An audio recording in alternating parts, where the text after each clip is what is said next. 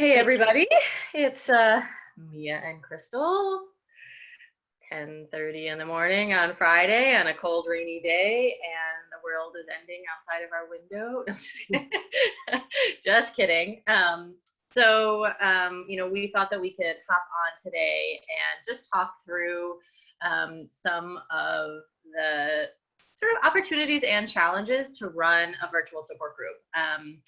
Crystal has done this in the past, not because of infectious diseases, but because there's lots of good reasons to be running, a virtual support group. We know that parents have a hard time getting to a group in person.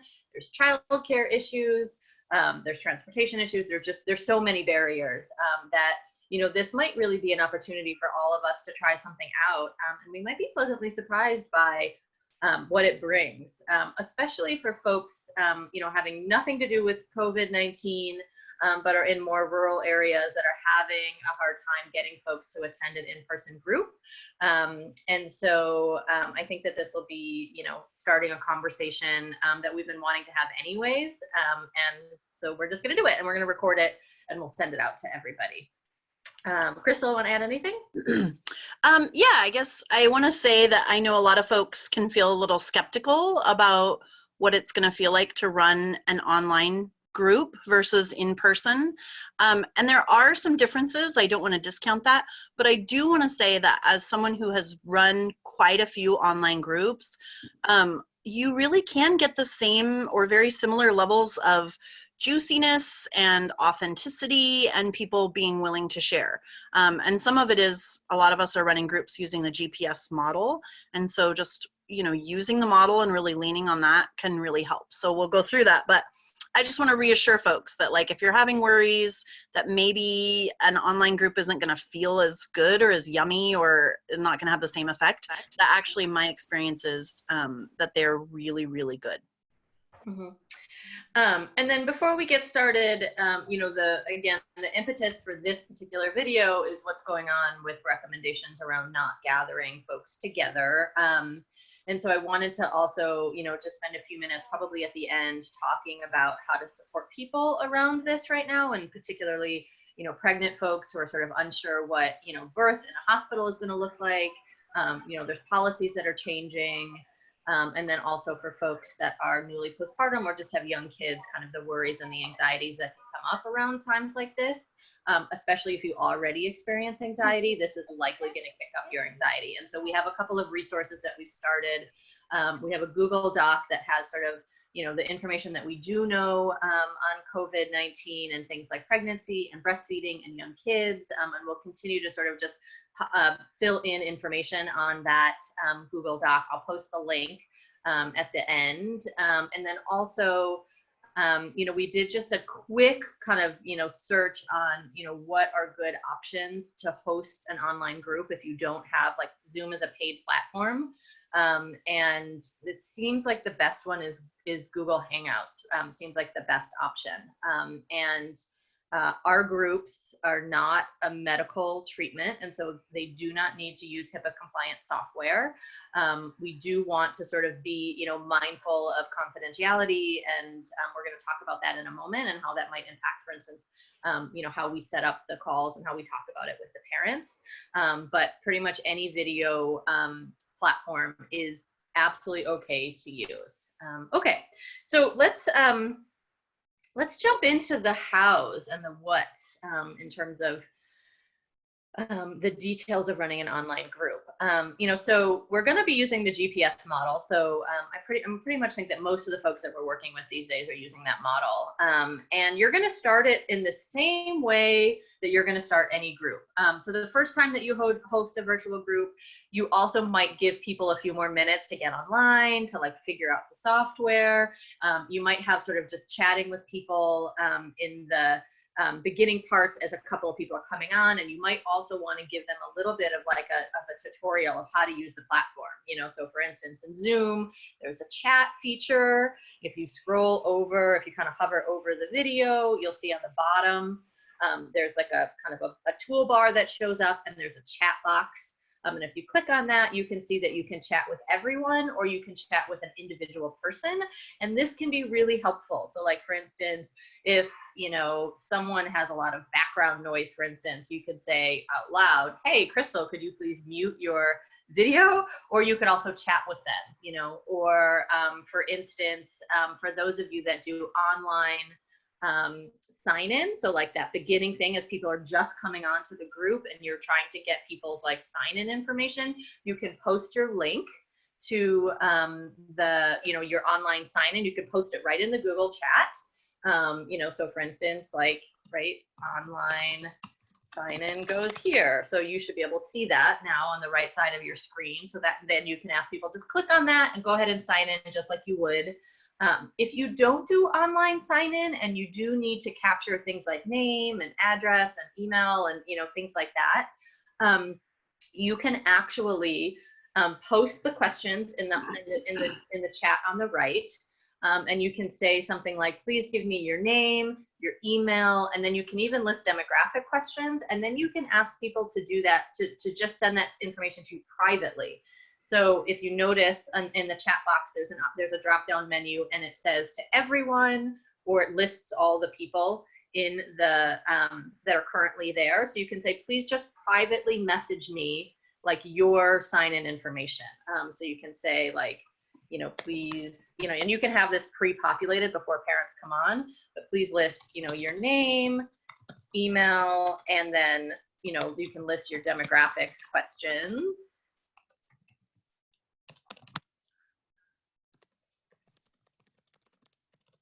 Like this, please list your name, email, and demographics questions, meaning like list those demographics, and then private message, right? And so you would be telling them verbally how to do that as people are getting on, right? Or you might sort of pre-populate the instructions and put them there and then reference them, you know, so as you get on before the parents get on, you would fill out that chat so it's there when they get on, and then as they're getting on, you can say, open up the chat box, you'll see the link to the sign-in, or you'll see the questions, you know, the sign-in questions, and go ahead and start doing that while we're waiting for other people to get on, right? So, you know, you're gonna wanna use sort of all of the same kind of warm, friendly, happy to see them, sort of really energetic, also saying like, we're gonna be figuring this out, this is new for everybody, we'll do the best we can, you know, let's just see how it goes, you know, so all of that sort of warm, friendly, you know, excited to see them, while you're also orienting them to the Zoom platform, which is the exact same thing you would do, you know, if they were new to the group, you know, in person, right? You would be orienting them to what's happening as parents are walking in. You're not just letting them sort of sit there and wait for the group to start without any interaction. Mm-hmm. Crystal, anything to add on that kind of beginning kind of? Yeah, I mean, mostly you said it. You kind of have to pump up your energy a little bit when you're hosting video. You don't have all the body language and all of the warm in-person energy exchange that happens. And so I'm just really mindful as people are joining the call to say, hi Amy, hi Jen, and inviting them to do those things. And I'm a big stickler for starting on time in my regular groups. For these online groups, especially if people haven't been doing, if you haven't been doing them and folks aren't used to it, I would plan on starting about 10 minutes later than your actual group time. And you might just say that as people are logging on. Hi, everyone. If you need to go get a drink of water or grab anything to have near you, this is a great time. We'll probably get started in about 10 minutes. And just that way it lets people don't realize they have to put Zoom on their phone or they have some issues or whatever. And so knowing that you're going to start a little later and giving other folks that heads up if they've logged in right on time is kind of nice for them to know, oh, I could run to the bathroom really quick, or, you know, those kinds of things. Yeah, great. So, and we're going to talk a lot more about how when you're on a virtual call, the facilitator actually really needs to lean in and do a lot more facilitation than in real life, or in person, I should say. This is real life, but it's, you know, because there's also that like zone out sort of face that can happen. You know, the facilitator really needs to be like, right, moving their body so that it's visual to everybody else and making like really clear nods and saying, oh, yeah, yeah. So like all these facial gestures that I'm making, which in person would feel really over the top. but are really, really needed in the Zoom call or in a video call. So we're gonna keep talking about sort of how that looks and sort of what facilitation looks, how it looks a little differently. So you're gonna start your GPS group in the same way you always do, right? You're gonna invite people to participate in a mindfulness. And you're going to, again, orient them to the differences between doing mindfulness in a virtual platform than in person. So there might be that tendency to like kind of zone out or like want to check your phone or like not necessarily be really present. And so you're going to really implore them to say, try to really be present. And the urge to like, check out or look around or, sort of not be in this moment.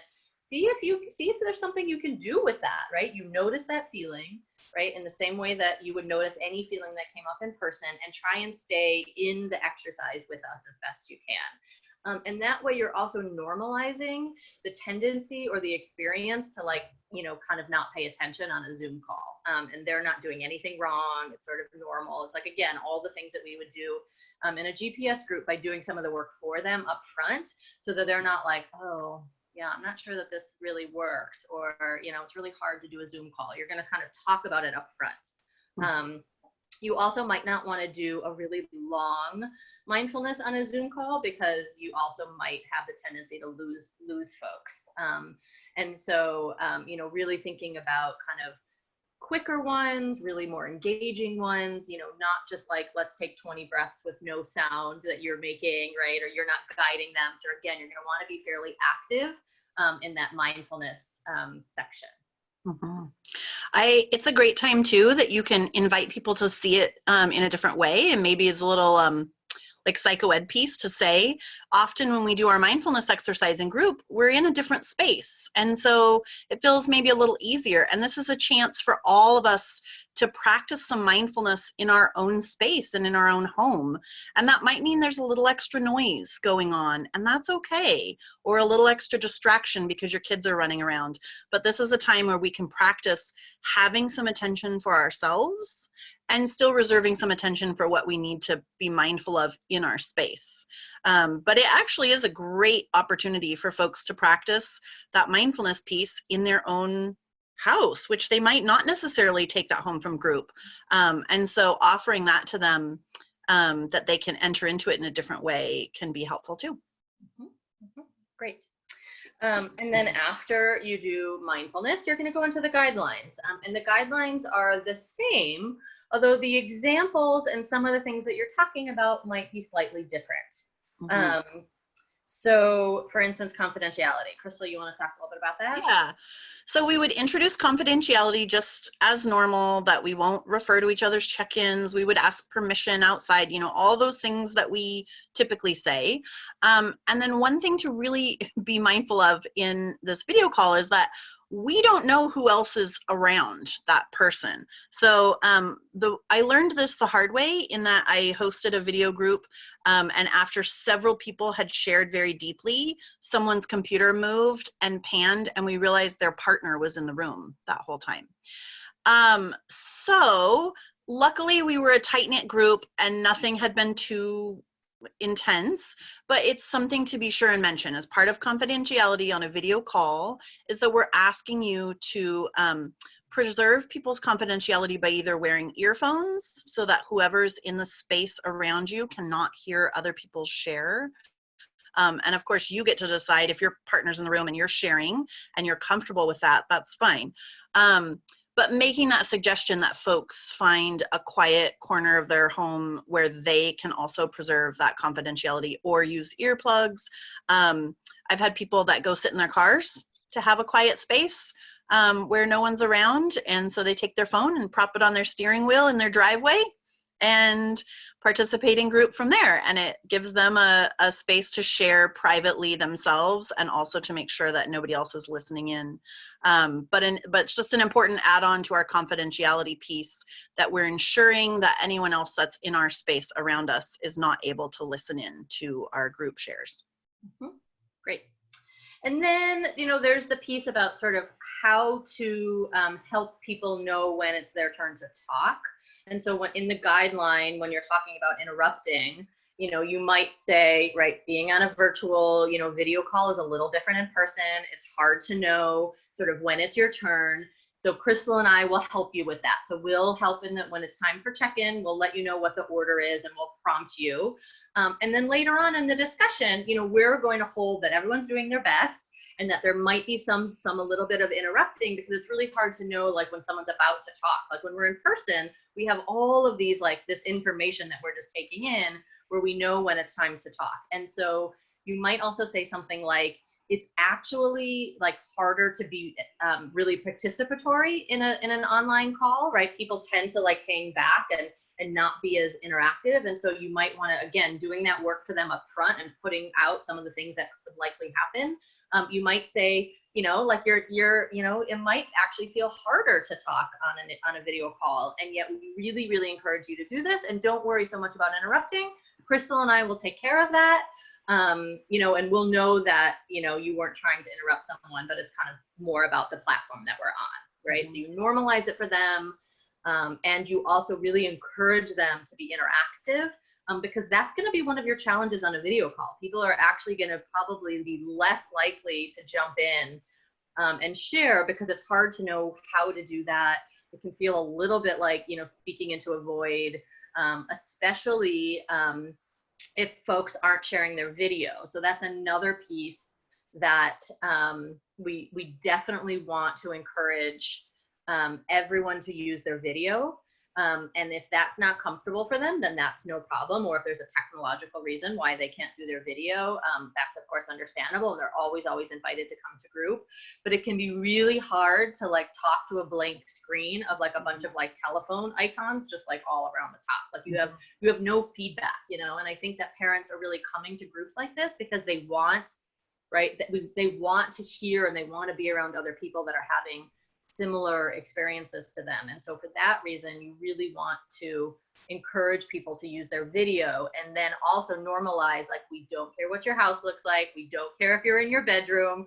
We don't care if you're wearing pajamas. We don't care if your kiddos pop in, right? We don't care. You know, if your kiddo is like screaming in the background, we might very nicely ask you to mute yourself, but not because your kiddo is bothering us, but because we literally just can't hear, you know? And so you're going to be saying all of this stuff to the parents so that they're not like trying to keep their kid back and, you know, trying to figure out how to do this, you know? And so really, really normalizing the things that could come up, you know? And also the piece of like, if you need to talk, you know, if you need to lean over and talk to your kiddo, or if someone's walking in the room, again, like being really careful of confidentiality, but do what you need to do, right? That's part of the self-care piece as well. And in that no interruption guideline, you know, that's where we introduce our twinkle hands. Yeah. And I usually try to say, you know, twinkle hands become really important in a video call because it's one of the ways that we can really offer people feedback. So please use them liberally. Hand over your heart also, or sometimes I do a little clap. You can't, most people can't hear it anyway because we're muted. And then as a facilitator, you'll want to bring this in as soon as you can and use it often. So you're modeling it for other people. They're seeing you do it, you know, and it's really, really can be a big helpful tool for having some of that feedback from each other. The other thing that you might talk about in terms of kind of interrupting and sort of how to manage in the beginning is helping people know sort of how long to share when you move into the check-in question. Crystal, you had some really good ways that you did this. Do you want to jump in on that? My experience with the video calls is it's like it's hit or miss. It can be two different ways. One is that you just are really going to have to manage and help people to share, and people feel a little more reluctant. But I've also had the experience where because you don't have all of that in-person energy and the cues that maybe you've been talking a little too long, it's easy to lose track of time when I'm just sitting here in my room, kind of, it feels like talking into a void. And so I usually have a bright colored Post-it, like a hot pink Post-it or something. And in the beginning, I introduce, when I say we start talking about check-in, we're each going to have a few minutes to check in. And I just say, if it feels like anybody's check-in is starting to go a little long, or when we get into discussion, if it feels like we might need a little extra time to make sure we get to everyone, you'll see me hold up my pink Post-it. And all that means is just sort of start to think about wrapping it up. There's no blame, there's no shame in it. There's just, it's easy for us to get really caught up in our own stories. And so you'll see me hold up my pink Post-it, and it just means maybe find a place to end what you're talking about and let the next person share. And I actually don't use it that often, but the times when I've needed it, it's been really, really helpful. And so you might make a choice about that depending on if you only have 3 or 4 people on the call, it's probably not going to be as big of a deal. But if you get a call where you have like 10 people that are all logged in, you might want to have a tool like that so that folks can have a visual cue that they need to wrap up. And you can like draw a heart on it. I mean, you could do like all sorts of things, but it's nice to have sort of like a big, you know, like something that people can see, you know, and like you don't want to put a like time's up, you know, you don't want to put a like 1 minute, you know, you want it to be, you know, something that's like very loving and very caring and more about the platform, right, than it is about the person, right? That's always sort of like how you're framing it, you know, that in this platform, again, you know, especially when, you know, some people aren't video, like their video isn't projected and maybe just the facilitator's video is projected, it can be really hard to sort of know that piece of like, you know, how long do I talk for? You know, and people can even start looking off into space and not looking, you know, like it's like, who are they talking to? And so you really want to sort of bring them back, and the facilitator should be saying, without jumping in and using words, you know, and detracting from their story, but, you know, helping them sort of be in it, and really holding that space for them. Okay, so we've gotten through kind of the introduction and the orientation. We've gotten through the guidelines. We've introduced our reality and our principle. We've introduced the check-in question. People are checking in, right? They've now finished checking in. And now you're into weaving and discussion. So this is another area when you are in a video, you know, on a video platform, that the facilitator needs to really lean in and really do a lot of work. You can't sort of sit back in the same way you can in an in-person group and expect that everyone's just going to kind of interact. And especially if you've been running groups for a while and there are people who are sort of regulars and they just know how to do it, like that's actually really lovely for them when they're in-person group. But on a video call, you know, you're going to have to do like a really, I'd say kind of more concrete weaving, and then a more like a more clear sort of let's talk about this statement that opens up that discussion piece after check-in. So the reason for that is in an in-person group, you might say something like, I heard this in check-in and I heard that, and you're going to kind of, you know, touch on a lot of the things that you heard in the check-in. And then sometimes I might say something super open-ended, like, what came up for folks in that check-in? What did you want to talk about more? What did you hear that feels like, oh, I really want to talk about that? Like, that's like really, really open-ended way of starting the discussion that, depending on your group, could work, but chances are you're going to get crickets with that. Because again, the tendency at an online platform are for people to not be as interactive. And so we would really encourage you instead to pick a theme or two that really did come out of the check-in and say, I heard a lot of folks talking about the changes happening with your relationship that are really unexpected. And I heard a lot of folks talking about how surprising it is to be having some of the feelings that are coming up. What are some of your experiences with some of those things, right? So it's like, gives a couple of options, right? You don't want to just say, let's talk about this one thing. And so it can be a little bit more directive. And then you're going to wait in the same way you would in an in-person group. You're going to stop talking and wait to see if people move into the space. And this is harder for some of us than others. So, you know, make sure to check in with yourself and see like what's coming up for you. Like, you know, are you worrying about what they're thinking about what you chose to bring up as the topic? But give yourself a pause, give yourself a breath. And if nobody talks, know that it can be a couple of things. One is they're zoning out because it's a Zoom call. One is they didn't feel like your weaving was particularly relevant to what they needed to talk about. Or third, they're like not really sure how to jump in because of like the video, right? Video being sort of an awkward, potentially hard to like know how to jump in. And so you might say those things.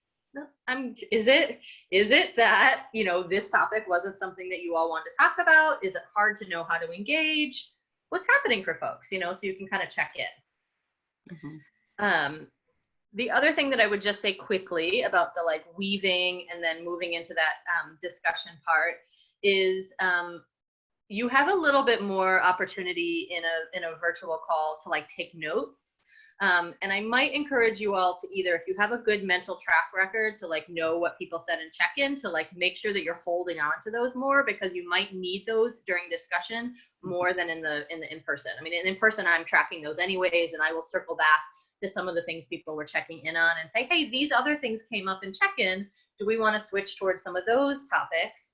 But in the virtual call, you might have to do that a little bit more, because again, during that discussion piece, you're going to need to be more actively facilitating and keeping the conversation going. Mm-hmm. Do you want to jump in on any of that? Occasionally, it's good to keep reminding people they'll need to unmute themselves. Mm-hmm. So as you do your weaving, and I hear a lot of us talking about some of the things we've lost as we've transitioned to motherhood. And so I'm wondering if anyone wants to talk about some of those things. And just remember, you'll need to unmute yourself before you start talking. And then we'll be able to hear you. And I'd love to hear what your thoughts are. And depending on how you're logging onto Zoom or which platform you're using, sometimes the host can mute and unmute people. But definitely people have that option for themselves. And sometimes people will start talking and they will not be unmuted. And you'll just have to say, hey, wait, stop, you're muted. Unmute yourself. We really want to hear what you're saying. And I always am just so mindful of lots of smiles and lots of, like Mia said, making sure that people don't feel weird or put on the spot, or, you know, people can get into a shame place even though they didn't know to unmute themselves. And so really framing it positively, smiling, don't worry, we really want to hear what you have to say, and letting them know that like they need to take some of those steps. But yeah, and coming back to it sometimes when people are not talking for a while, or if you have that silence, you can also say, you may hear me lean into a little extra silence, because I know some of us might need a beat or two to think about what we want to say and to get ourselves off of mute. So we'll just take a second to sort of let that topic sink in and see what folks have to say. And then that invites them and lets them know the silence isn't awkward, or, you know, nothing's going wrong. It's just that we need a little extra padding, I guess, on this format. Yeah. And, you know, you don't want to do this too often, but you can also really specifically say for folks that haven't talked, right? If you want to talk, if you would like to share, like, we're going to pause for a few minutes and make room for that, you know? So, you know, if the conversation has been going for a while and there's a couple of people who aren't talking, you know, you can invite them, you know, depending on how well you know them and things like that, you can call them, you know, by name and say, Crystal, you know, I'm just curious if there's anything you want to share. No pressure. I just want to make space for you if that feels okay. You know, or, you know, you can say a generic, you know, there's a couple of folks that, you know, have been quiet today, and you're always welcome to like be here and listen and just like let what everyone's saying kind of, you know, come in and take what you need. And also, you know, we can sort of create some space if you would like to share. And sometimes they do and sometimes they don't. You know, there's definitely folks that I have that come to my group in person, and so this would be, I imagine, true for virtual as well, that really aren't big talkers, but they get a lot out of group by listening to what the other parents say. And so you can also normalize that for them, right? Don't have to come and talk a lot in group to be a valuable member. And I really want to make sure that there's space for you to talk if you would like to. Yep. You know, again, like if there is, you know, like especially during check-in, you know, when like you're not talking for a while potentially, or during discussion, if other people are talking, again, you really want to make sure that you are like dealing with the resting bitch face, you know, so that like you as a facilitator are not, right, like this. You know, like the other thing as a facilitator, you might want to be in a bright, well-lit place, right? You might want to be like, you know, have your face be closer in, so that again, you're really sort of showing them in lots of ways that you're listening and paying attention. You know, and in honesty, like, you know, running a virtual group can be a lot of work for you, because you have to maintain your affect, right? You have to like make sure that you're not like having weird reactions. You have to, you know, have sort of a a pleasant, face.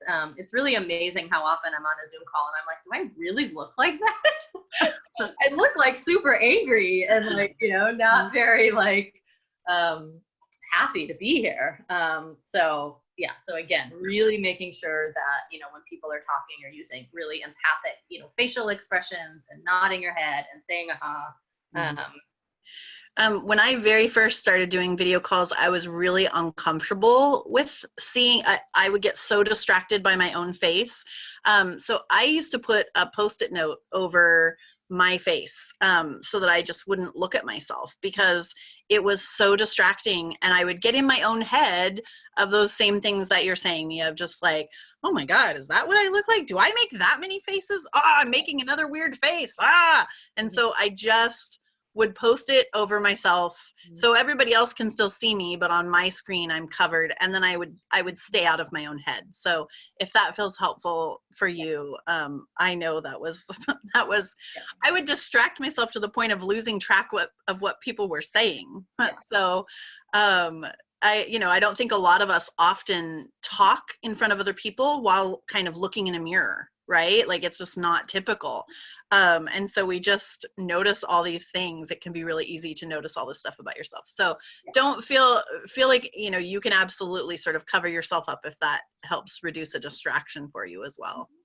And also don't forget to normalize that for the parents. Yeah. Right? Like, they might be distracted by, their messy house or their messy hair or their, like, I always find like this two-dimensional version of myself. My hair looks like weird and lumpy, even if it doesn't look that way in real life. And I'm always like, does my hair look like that? So, really sort of like bringing some humor to it, sort of, really talking about that. Normalizing that, and also saying like, something like, could even be like a great conversation, this piece of like, why is it that we don't like, to see the way we look, right? Is that some internalized bullshit, that we need to, think about, as, mostly, women identified folks here. So, like, I could never be a TV star apparently, so that's okay. Okay, so, right, so in the discussion part, again, you have to be like more interactive. You might have to pose more questions, also trying to have open-ended questions that aren't too open-ended, because, people will be like, oh, it's a little too open if you're just starting, what do you want to talk about?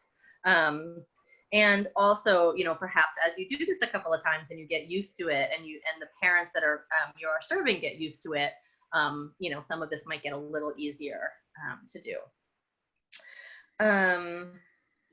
Let's see, moving on to closing.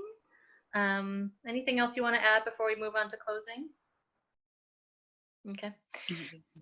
So closing, again, you always want to be tracking the time and then choosing your closing activity based on, how much time there is. So again, if it's like a really great juicy discussion and you want to let it keep going, then you might choose, a check-in that's shorter.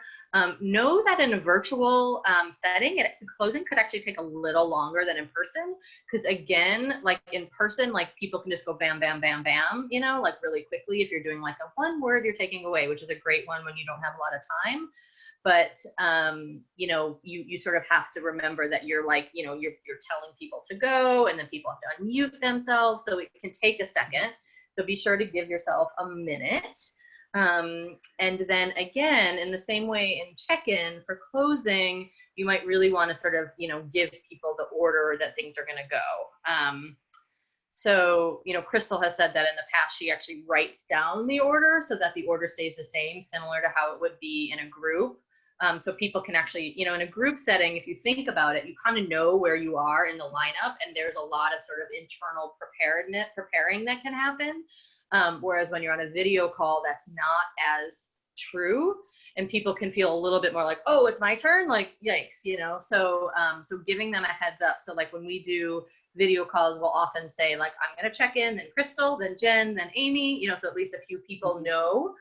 You can also write it in the chat box. You can say like in the beginning of the call, you can just say, this is the order. What I do in my in-person group is I always start the opposite direction for checkout than I started for check-in, so that nobody's going first and last twice, you know? So like the person who checked in last will check out first. That's just kind of how I do it. And that could be a nice way. So it can be nice for people to know what order they're going in. And depending on what platform you're doing, you can do that, you know, where they can see it, or, you know, like Crystal, for instance, writes it down, and then we'll let people know. And I think all of the stuff that we're talking about, Amy, yay, this is exactly what I was going to say. All of the stuff that we're talking about, Amy just posted and said it sounds very trauma-informed.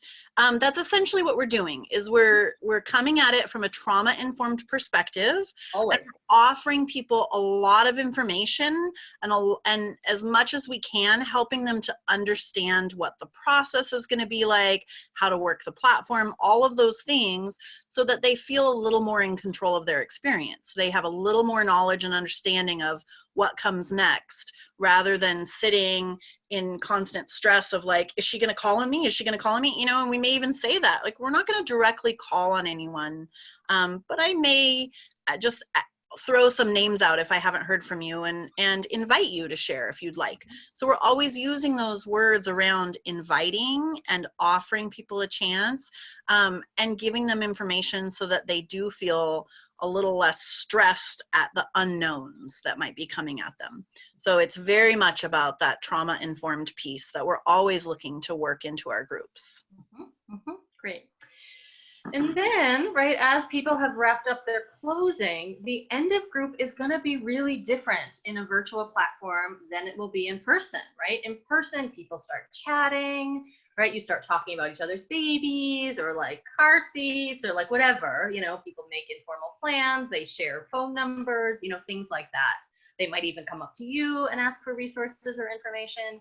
But in a virtual platform, it's sort of like, it's done in some ways, you know? And so, you know, thinking about how you know, how much time you want to give, and also letting the participants know, you know, like, I'll leave the Zoom chat open for 10 minutes, you know, I'll sort of be here. I'm happy to answer questions. You all can chat amongst yourselves, if you want to do that, you know, or if not, you might say, you know, this was really a great group. I really love to be together today. You know, being in a virtual group is a little different, because like there's sort of this like final like off button, you know, that just makes it done. It's like very clear. And that might feel kind of different than our in-person groups. And, you know, you can use our Facebook group to chat if you want after this. If you have a Facebook group, my group has a Facebook group, you know, and you can sort of talk about other ways, or you can, you know, also chat as a group and say, would we like to just have 10 minutes of informal time to like talk amongst ourselves?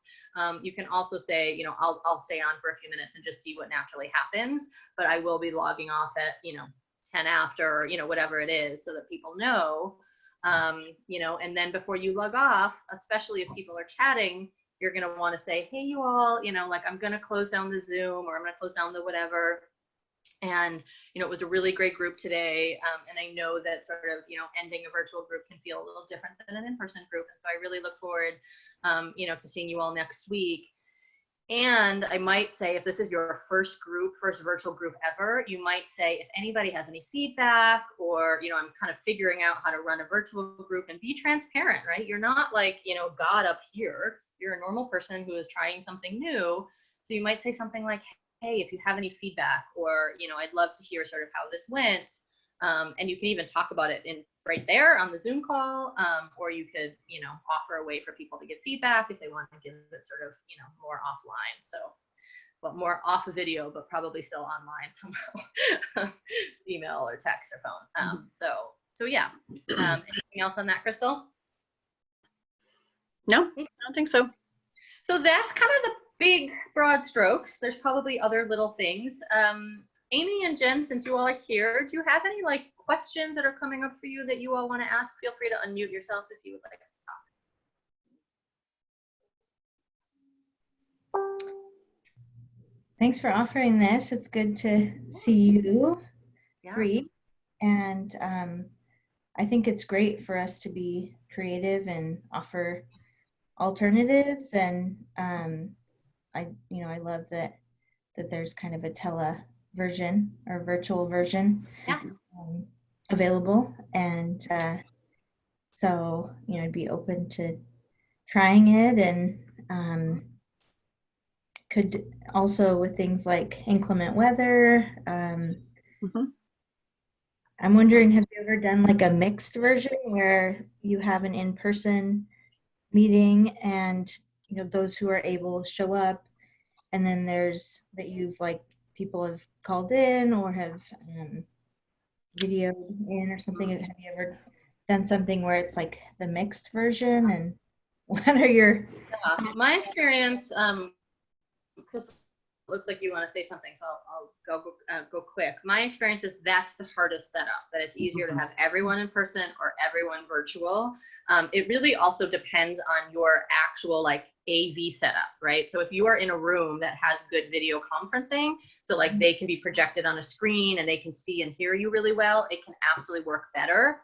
But otherwise it can be really tricky. So like if they're on a laptop, if it's one person and you're doing Zoom or Google Hangouts, it can work really well.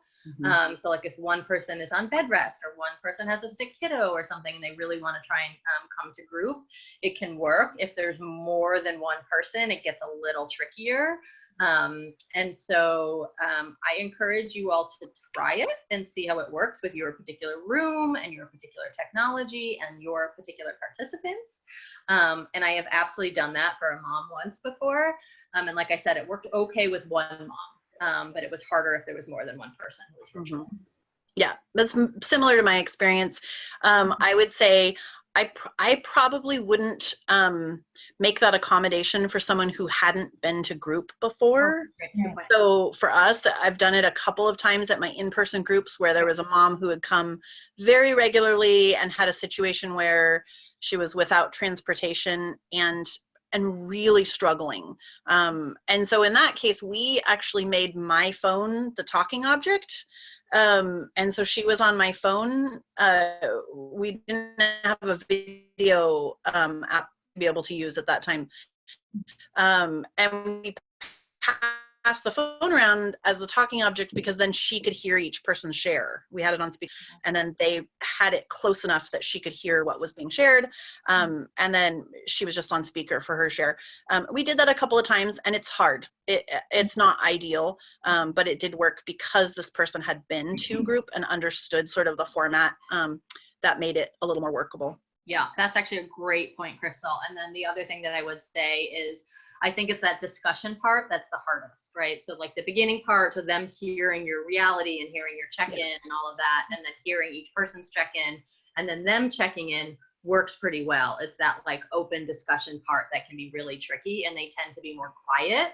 And again, if a mom wanted, or if a parent wanted to do that, I would really frame it as I think that there could be challenging parts to it, and I think it could work really well, and I would potentially be open to seeing how it worked for you, right? It's mostly about the parents' experience, and if it works for them and I can make it work, I'm mostly open to it. So yeah, good that's point. a great question. Make it about Yeah. Jen, do you have a question? Well, kind of. I am running my first group on the 18th, and co-facilitating, and it got switched over to being a virtual group. So I was all prepared and jazzed to do a physical group. And virtual groups are just not my comfort zone, but I'm really excited for the challenge and to try to do it. And I've gotten a lot of great information from here, but do you have any like quick kind of hot button like tips for me to maybe have with me by my computer when I'm co-facilitating that first group as a virtual? Like, is there anything that you can think of off the top of your head? Like, that really helped me. Like, I'm definitely going to have kind of a script and kind of like a, hey, if this happens, maybe say that. But beyond that, like, Yeah. I mean, I always like to be sort of funny about things, and I would like put a sticky note on my computer that says resting bitch face or something that would like just have like funny little reminders rather than like the like do this, because those can be sort of hard to track. I might also put something on there that's like just like, you're doing a good job and you're doing the best you can, or try, this is just practice, or this is an experiment, or something, that just reminds you that all you can do is show up as the best you can, Yeah. Do you have something to add? I would just say, like when we go over our self-care guideline, we're going to tell people, of course, you can get up and get a drink of water and go to the bathroom, But as facilitators, it's probably better that we're not getting up and down for from our computer. So, you know, I just really encourage you to be prepared with your water bottle, your drink, some paper and a pen, and just try to think of everything that you might want. And of course, we're modeling good self-care. So if in the middle of it, you are going to pee your pants if you don't get up, like, you're just going to go. You've got a co-facilitator, hopefully, and you're going to make that happen. But I think really good just to kind of have everything you need there so that you're not leaving your computer. You know, you want to be a constant presence, and you need that sort of high energy kind of presence as well, in terms of, you know, the face and the interacting and the moving, and yeah, so I think that's really what I can think of. Okay, great. I'll keep those in mind. Yeah. Do the two of you meet earlier before you have your call, like on the call, and do your check-in with each other? And Yes. Yeah. and then you're sort of there. So again, yeah, depending on your platform. Yeah. So like, you know, we use Zoom, which again is something that, you know, PS Washington pays for, which is really great. It's not that expensive, by the way. And it has the ability to have a, like, you all go into like a waiting room before the official group starts. And so we can see each other and talk and like get ready. And then when we're ready, it's like we can open the door kind of thing. But if you don't have that, you all could chat on the phone, you know, for a few minutes and then say, okay, now let's hang up and get onto the, you know, Google Hangouts or whatever it is that you all are using. Yeah, absolutely. And, you know, I have, previous to paying for Zoom, I ran a group one time with on the free version. It gives you a 40-minute meeting. That's part of what the limitations of the free is, only 40 minutes. And so for the most part, our groups are longer than that.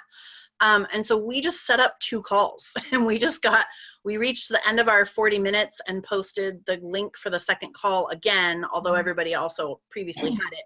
And we all just bounced over to a second call. I don't think that's ideal necessarily, but it worked in the moment for what we needed to do. And so I don't think it's great if you need to be flexible or creative in how you use it. I know PS Washington has the ability to help folks who need to host through Zoom to maybe use their account. And there is like a monthly, it's a fairly low rate, I think, for a monthly subscription. And I don't think there's a commitment if your program has any kind of funds available, you know, to be able to have that. Yeah. I mean, your organization also might have some similar platform, you know, so, you know, people might be using it for something else. And it's also, you know, like we started this call with, this is something that increasingly is being offered as a completely valid and efficacious service, meaning it works, right? It's an effective service. And so again, this might be bringing up, you know, a conversation around some programming that, you know, or a conversation that needs to be having, you know. And I will say that, you know, for those of you, so Amy, I know you're in the DCYF group, that you know, we are talking about allowing the DCYF funded groups to be virtual and having that meet the requirements. And so this is something that we're already talking about. And this whole, you know, COVID-19, I think, is really just pushing the issue in maybe good ways. Not that COVID-19 is good, but like this conversation is good. So yeah, because we know it's more accessible. Yeah. Any other questions? I just looked in the Facebook group too to see if anybody had any questions there, but I didn't see any. Oh, good. Thank you for doing that. Yeah. What do you do if somebody has some big crisis that they're having, and like in the in-person group, you're like, you know, let's follow up as we finish, and you're thinking that, how do you do that when it's virtual? Yeah. So if you were doing like a virtual group and you were starting from scratch, you know, I definitely would recommend some different setup things, like, you know, knowing who's coming, having some basic contact info for them. And if you're going to do a drop-in group, like virtually, because you're sort of, you know, like for mine, it's a drop-in group, and not like actually right after this at 11:30, I'm going to host my first drop-in group that's virtual. I mean, I've done lots of virtual and video stuff before, but not in my support group. I've always done my group in person. You know, and so like, for instance, I'm gonna, you know, I have a way that I'm gonna get everybody's contact info. So I have an online sign in, you know, and I'm gonna make sure that everyone signs in so that I have their contact info. And if, you know, something happens, I might say, you know, Amy, it sounds like it's a super rough day. Like, can I check in with you after group? So you would do the kind of similar pieces that we had talked about in an in-person group, but it might be on the phone, right? And then you also have the dilemma of like, they may not answer the phone, right? They may not be available. And so you're gonna have to use all of your best judgment and whatever organization you work with, like their policies, you know, around what to do in a situation if you feel like someone is unsafe, right? And that might be calling for a wellness check, right? That might be, you know, texting them and letting them know, right? Like, you're concerned, and if you don't hear from them, you might have to do a wellness check, so please call you back, you know, things like that. Again, knowing that it's much more likely that they're going to be having like an emotional crisis versus like in a, you know, like actual safety crisis. And that those are the things that we still want to follow up to. So if someone had a really hard group or shared something really deeply or something that you think you'd want to follow up on, right? After group, you might, you know, email or text them, which is a little different than what you would do in person, and just say, hey, you shared really deeply, and I just wanted to check in and see how you're doing and see if there's anything that you need. I'm here as a resource for you, right? So non-threatening, right? Not like, whoa, that was big, you know, like something really normalizing and very loving and very caring. You know, so the other thing that I will say is, so I have an online sign-in, which also has that disclaimer, you know, that we've talked about, you know, in the GPS groups. And so it has a checkbox that says, I understand that this is not medical or mental health treatment, and that, you know, and so like, I will still have people complete that. And if you don't have that type of setup, then I would recommend wrapping that into the beginning of like the orientation and guidelines, you know, and say something like, you know, this group is not, you know, if everyone's been to group and they know the structure and they know what it is, right, you don't have to spend as much time on that. But if it's a group where you have a new parent there that's never been to group before, you're going to have to do some of that either verbally, you know, or like, again, depending on your comfort level, on your style, you can email them, you know, information, you know, about the group and says, you know, this is it. You can put a link that they can go to, you know, so there's ways to do that. But yeah, you gotta think about some of those things a little And bit. you could have prepared just 2 or 3 helpful phone numbers or websites, you know, like PS Washington Warm Line, the crisis hotline for your area, and, you know, 1 or 2 links to websites with really good resources that you like or whatever. And you could put all that in the chat box potentially before group starts or at the end, you know, close to end, and just put it in there for everyone, you know, and say, I put some resources in the chat for all of us, just in case anyone's feeling like they need a little extra something, because, you know, you won't have a resource table for folks to go to. And I wouldn't overwhelm them with a ton of stuff, but a few helpful places that they could access some additional support if they need to might be helpful. And you do have that direct chat option. So you could also, before the call gets over, you could message somebody directly, and not the whole group, but just direct it straight to Jen and say, hey, Jen, hey, you shared some stuff and I just really want to follow up with you and make sure you're okay. Could you give me your number and I could text you after our group is over or whatever. And remember, you know, you're balancing needs of one person and the needs of the whole group. So if somebody is feeling really tender, I would want to make sure and say in the group, you know, there were a few of us who shared that are maybe in a little more tender or places that feel a little scary even. And I want to let everyone know I'm going to be following up with folks just to make sure that everybody's feeling okay and safe as we leave the call and go on with our lives. Yep. So making sure that the group itself knows that you're going to check in if anybody brings something particularly big, I think is helpful also, because you can leave those calls, and if you haven't said anything like that, you know, folks may end the call and be really worried about what someone shared. So right. That's a great point. So again, sort of balancing the individual's needs and the group's needs for like knowing that you're holding both things. Yeah, and I will say that most of the platforms have a chat option, right? Mhm. That's not unique to Zoom, by the way. Like Right. most of them have that. It's a pretty common feature. So good. We just have another moment. Any other kind of last minute comments or questions? Because I actually have to hop off to run my group at 11:30, so I can report back on how it went. Perfect.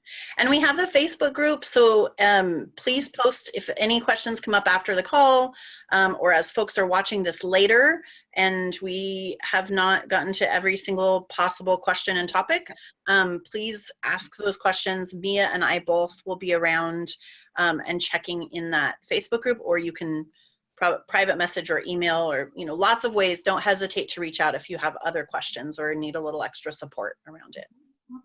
Great. Thank you all. Oh, Jen, are you saying something? I was just saying thank you for doing it. I appreciate the information. Good. Of course. Yay. Yeah, good. I'm glad it was helpful. Yeah, so we'll be posting it. Feel free to share it with your other facilitators, and we'll be seeing you all soon. Okay. Yeah. Have a good weekend. Thank you, Amy. Thanks. Bye, Jen. Crystal, I need to run. I'll talk to you later. Yeah. Okay. Bye, everyone.